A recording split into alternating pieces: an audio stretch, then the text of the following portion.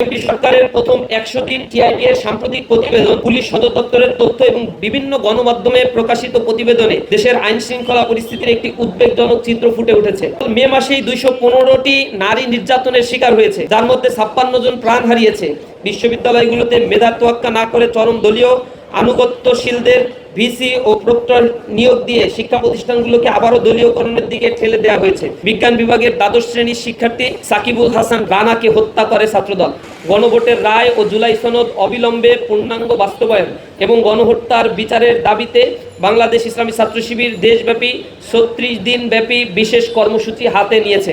সরকার গঠনের প্রথম ১০০ দিনে দেশ জুড়ে রাজনৈতিক সংঘাত, বিশেষ করে ক্ষমতাসীন দল বিএনপির অভ্যন্তরীণ কোন্দল আইন শৃঙ্খলা পরিস্থিতির অবনতিকে আরো প্রকট করেছে। উল্লেখিত প্রতিবেদন ও তথ্য অনুযায়ী সরকার গঠনের প্রথম ১০০ দিনে দেশ জুড়ে ৯১৫টি খুন, ২০৯টি ধর্ষণ, ৩৪৯৬টি নারী ও শিশু নির্যাতন, ১৯৬টি অপহরণের ঘটনা ঘটেছে। একই সময় ২৯৪টি ছিনতাই, ৯০টি ডাকাতি, ২২১৪টি চুরি এবং মাঠ পর্যায়ে কর্তব্যরত পুলিশের উপর ১২৯টি হামলার ঘটনাও রেকর্ড করা হয়েছে। জননিরাপত্তার এই নাজুক পরিস্থিতি দেশের সামগ্রিক স্থিতিশীলতার জন্য একটি বড় চ্যালেঞ্জ হয়ে দাঁড়িয়েছে। কেবল মে মাসেই ৩২টি মব কিলিং এর ঘটনা রিপোর্টে উঠে এসেছে।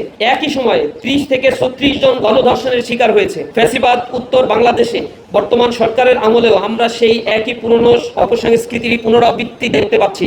আপনারা জানেন ২০২৫ সালের ডিসেম্বর মাসে রাজধানীর তেজগাঁও কলেজে ছাত্রাবাসে মাদক সেবন এবং আধিপত্য বিস্তারকে কেন্দ্র করে ছাত্রদলের দুই গ্রুপের মধ্যে রক্তক্ষয়ী সংঘর্ষের জেরে কলেজের মাধ্যমিক বিজ্ঞান বিভাগ, উচ্চ মাধ্যমিক বিজ্ঞান বিভাগের দ্বাদশ শ্রেণীর শিক্ষার্থী সাকিবুল হাসান রানাকে হত্যা করে ছাত্রদল। অথচ জুলাই অভ্যুত্থানের অন্যতম আকাঙ্ক্ষা ছিল সন্ত্রাস, হানাহানি, দলীয় লেজুরবৃত্তি মুক্ত শিক্ষাঙ্গন প্রতিষ্ঠা এবং জ্ঞান গবেষণা, মুক্ত বুদ্ধি চর্চা ও নৈতিক মূল্যবোধ বিকাশে সহায়ক নিরাপদ ক্যাম্পাস বিনির্মাণ করা। কিন্তু জুলাই অভ্যুত্থানের সেই আকাঙ্ক্ষাকে বিসর্জন দিয়ে অতীতে সংগঠিত সন্ত্রাসী কর্মকাণ্ডের কালো ইতিহাস থেকে ন্যূনতম শিক্ষা না নিয়ে সরকার দলীয় সংগঠন ছাত্রদল বর্তমানে শিক্ষাঙ্গনে আবারও বর্বরচিত সহিংসতার পুনরাবৃত্তি ঘটাচ্ছে।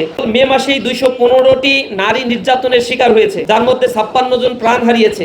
বিশ্ববিদ্যালয়গুলোতে মেধার তোয়াক্কা না করে চরম দলীয় আনুগত্যশীলদের ভিসি ও প্রক্টর নিয়োগ দিয়ে শিক্ষা প্রতিষ্ঠানগুলোকে আবারও দলীয়করণের দিকে ঠেলে দেওয়া হয়েছে। দেশের আইন শৃঙ্খলা পরিস্থিতি আজ পুরোপুরি ভেঙে পড়েছে। জুন মাসের চূড়ান্ত প্রতিবেদন এখনো আনুষ্ঠানিকভাবে প্রকাশিত না হলেও প্রথম ২৫ দিনেই ২৫ শতাধিক নারী ও শিশু নির্যাতনের শিকার হয়েছে। লক্ষ্মীপুরে মা ও ৩ মেয়ে সহ অন্তত ১৮ জন নিহত হয়েছে। উদ্বেগজনক বিষয় হলো উল্লেখিত ঘটনাগুলোর একটি বড় অংশে ক্ষমতাসীন দল বিএনপির নেতাকর্মীদের সম্পৃক্ততার অভিযোগ উঠে এসেছে। আগস্ট ২০২৪ থেকে এ পর্যন্ত সংগৃহীত তথ্য বিশ্লেষণে দেখা যায় বিএনপি এবং তার বিভিন্ন অঙ্গ সংগঠন যেমন ছাত্রদল, যুবদল, শ্রমিক দল, স্বেচ্ছাসেবক দলের নেতাকর্মীদের বিরুদ্ধে নারীর প্রতি সহিংসতা সংশ্লিষ্ট ১০৮টি গুরুতর অভিযোগ উঠে এসেছে। এর মধ্যে রয়েছে ৬৯টি ধর্ষণ, ১৫টি গণধর্ষণ, ১২টি ধর্ষণ চেষ্টা। একই সময় বিএনপির নেতাকর্মীদের বিরুদ্ধে ২৮৭টি খুনের ঘটনাও বিভিন্ন সূত্রে উঠে এসেছে। এসব পরিসংখ্যান স্পষ্টভাবে নির্দেশ দেয় যে রাজনৈতিক আশ্রয় প্রশ্রয়ে একটি অপরাধী চক্র দেশের আইন শৃঙ্খলা পরিস্থিতিকে মারাত্মকভাবে অবনতির দিকে ঠেলে দিয়েছে এবং সারা দেশে জননিরাপত্তা আজ গভীর সংকটের মুখে পতিত হয়েছে। সামাজিক নিরাপত্তা বলতে কিছুই নেই। বিশেষ করে দেশের ধর্ষণ ঘটনা আজ এক ভয়াবহ মহামারী আকার ধারণ করেছে। অবুঝ শিশু থেকে শুরু করে বৃদ্ধা কিংবা প্রতিবন্ধী নারী আজ কেউই রেহাই পাচ্ছে না। চাঁদাবাজিকে প্রাতিষ্ঠানিক রূপ দেওয়া হয়েছে। চট্টগ্রাম সিটি কলেজকে কেন্দ্র করে প্রথম ঘটনা তারা নির্বাচন পরবর্তী ঘটিয়েছে। সেখানে কোনো কারণ ছাড়াই অস্ত্র উঁচিয়ে আমাদের ভাইদেরকে আহত করা হয়েছে, পা বিচ্ছিন্ন করা হয়েছে, কিন্তু তার কোনো প্রতিকারও হয়নি, মামলাও গ্রহণ করা হয়নি, কাউকে গ্রেপ্তারও করা হয়নি, বরং আমাদেরকে আবার হুমকি দামকি দেওয়া হচ্ছে বিভিন্ন ক্যাম্পাসে, বিশেষ করে তিতুমির কলেজ, বাংলা কলেজ, ঢাকায়।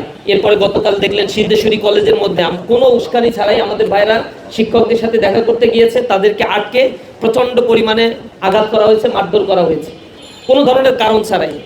আমরা পরবর্তীতে এর ব্যাপারে বিক্ষোভ মিছিল করেছি, প্রতিবাদ জানিয়েছি, আমরা সংঘর্ষে এড়ানোর চেষ্টা করছি।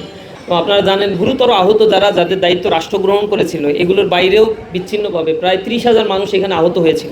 দেশব্যাপী এই আহতদের পাশে দাঁড়ানো, তাদের চিকিৎসা সেবা নিশ্চিত করার জন্য সরকারের সাথে নেগোসিয়েশন করা, বিভিন্ন মাধ্যমগুলোতে আমরা আমাদের প্রচেষ্টা অব্যাহত রেখেছি। এখনও যারা এই ব্যাপারে আমাদের সাথে আসছে, আমাদের কাছে সহযোগিতা চাচ্ছে, আমরা সহযোগিতা করছি।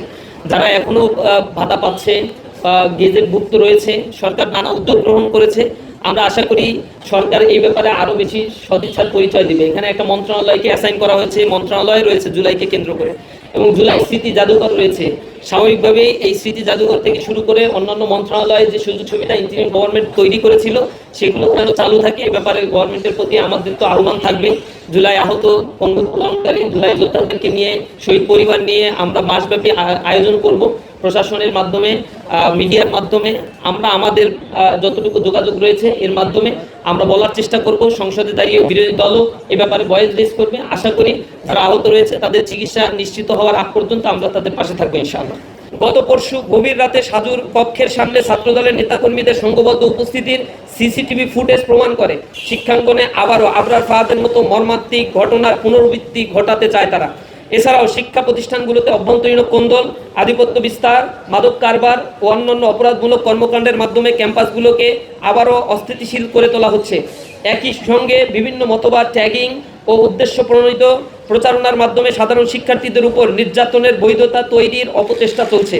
যে দলীয়করণের বিরুদ্ধে দেশের সাধারণ মানুষ রায় দিয়েছে, আজ সেই একই ধারাবাহিকতায় বিশ্ববিদ্যালয়গুলোতে দলীয় বিবেচনায় প্রশাসক নিয়োগের মাধ্যমে শিক্ষাঙ্গনগুলোতে পুনরায় নিয়ন্ত্রণের চেষ্টা চালানো হচ্ছে। আপনারা লক্ষ্য করেছেন যে কয়টি বিশ্ববিদ্যালয়ে বিসি নিয়োগ দেওয়া হয়েছে সবাই সাদা দলের পোস্টের নেতা, বিএনপির কেন্দ্রীয় নেতা, এই পর্যায়ের নেতাদেরকেই বিসি পর্যায়ে নিয়োগ দেওয়া হয়েছে। ফলে স্বাধীন, নিরাপদ ও জ্ঞান চর্চার অনুকূল শিক্ষাঙ্গন গড়ে তোলার যে আকাঙ্ক্ষা নিয়ে শিক্ষার্থীরা অভ্যুত্থানে অংশ নিয়েছিল তা আজ পূরণ হয়নি। দেশের এই জটিল রাজনৈতিক বাস্তবতায় জুলাই অভ্যুত্থানের আকাঙ্ক্ষাকে ধারণ, শহীদ ও আহত যোদ্ধাদের স্বপ্নের বাংলাদেশ বিনির্মাণ, গণভোটের রায় ও জুলাই সনদ অবিলম্বে পূর্ণাঙ্গ বাস্তবায়ন এবং গণহত্যার বিচারের দাবিতে বাংলাদেশ ইসলামী ছাত্র শিবির দেশব্যাপী ৩৬ দিন ব্যাপী বিশেষ কর্মসূচি হাতে নিয়েছে।